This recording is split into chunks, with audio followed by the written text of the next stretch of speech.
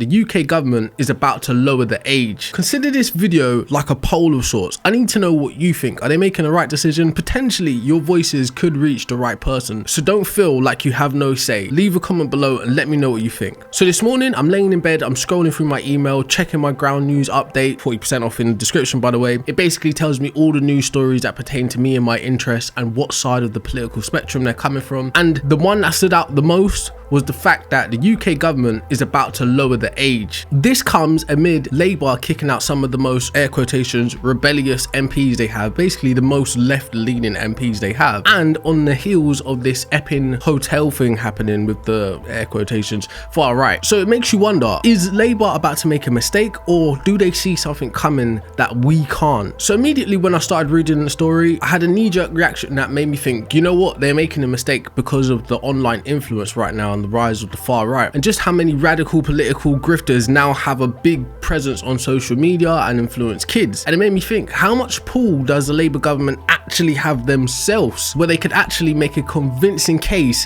to a bunch of under 18-year-olds to vote for them? It made me think straight away, it's either Keir Starmer and Labour are in cahoots with reform, or I don't know, because you're literally making it easier for uneducated people to influence the way the country is going. No disrespect to anybody, but really it's the low-hanging fruit arguments that are winning over a lot of people at the moment. People that aren't willing to go and look at the information behind the, air quotation, statistics and stuff. Just said to them, like, where did you get that stat from? Is that actually true? Have you checked the sources? If you need to check the sources, consider ground news. That being said, I started wondering, how likely is it that Labour can pick up the pace and actually keep themselves in power between now and 2029 with everything that's going on? Now maybe we might be getting a new left party as well from Corbyn and some next lady. With all due respect, Corbyn's more famous than the other lady, but again, reform is still kind of looming. You've got people that don't even know reform's policy in every comment section saying, I'm voting reform, like, and this is what will get kids. Yeah, so think about that. So the question comes down to this: does democracy actually work? I'll tell you my opinion in a minute, but I'll just tell you some things that you should think about first. The idea behind what Labour is trying to introduce with the underage voting, technically, is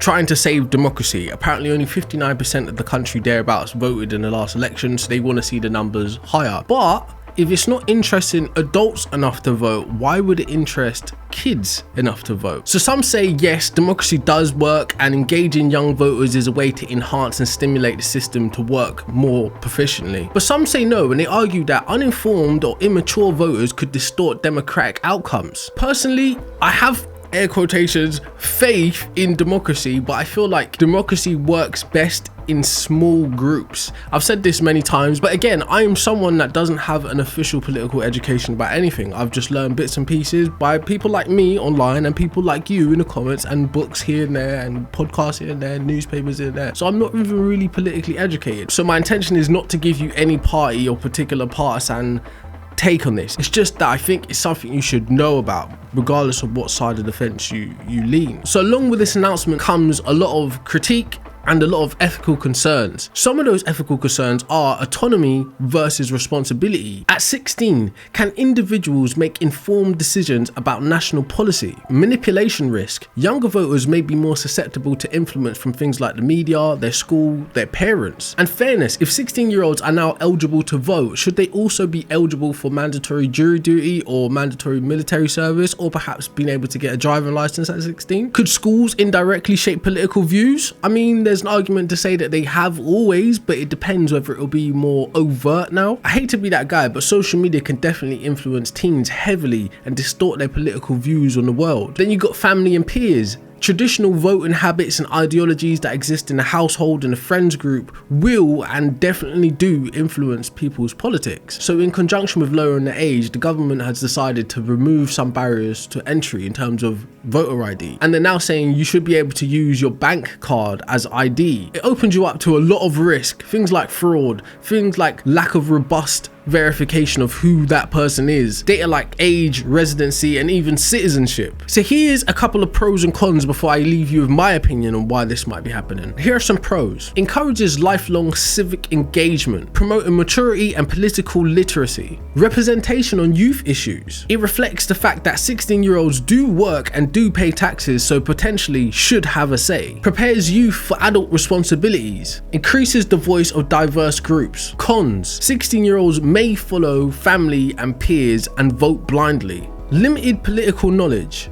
Lack of life experience, vulnerability to influence, inconsistency with other rights, potential politicization of school systems, a lower voter turnout among youth. So initially, I read this story in the Ground News newsletter that comes daily. It's designed to burst your bubble, as they say. So it makes you see stories from different places, from different influences, basically, and it tells you who's behind them. And at first, I'm thinking, nah, this is straight up just like voter manipulation tactic.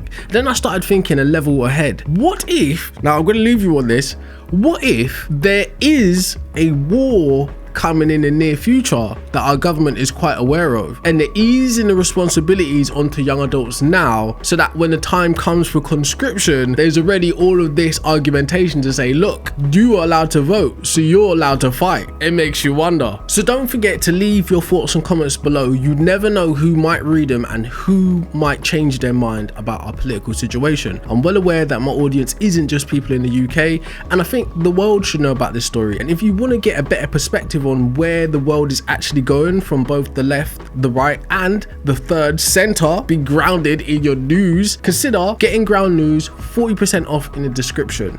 Let me know what you think. I've been Set, this has been Culture Crack, and I'll see you later.